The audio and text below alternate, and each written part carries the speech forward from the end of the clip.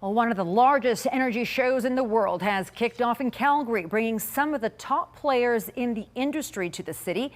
The global showcase comes just days before the G7 leader summit and amid discussions about building more pipelines in Canada. Jordan Canagan has more.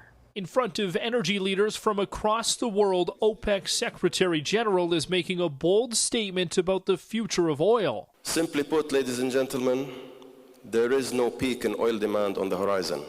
This year's Global Energy Show is one of its biggest, both in terms of crowd size and what's on the line. Global tensions caused by U.S. tariffs has Canada and other nations looking elsewhere for partners.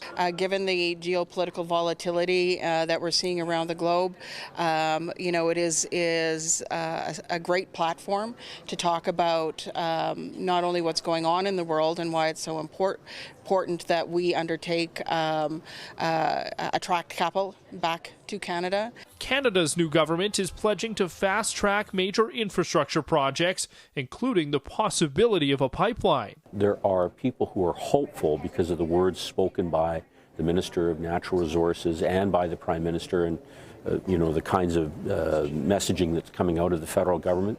But people are not yet optimistic. They'll be optimistic when they see what action the government takes. The tariffs, along with OPEC upping production, has the price of oil hovering well below $70 a barrel. Some analysts project the price will average much lower next year, but OPEC remains optimistic, saying the tide is shifting as places like Alberta increases its output. I'm sure you have all been seeing the recent pushback against the unsustainable rush to unrealistic net zero targets and deadlines that were just fixated on deadlines and policy proposal really detached from reality.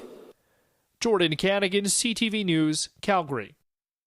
More than 30,000 attendees from 150 countries are expected to be at the show this week. Premier Danielle Smith will speak to the crowd tomorrow morning.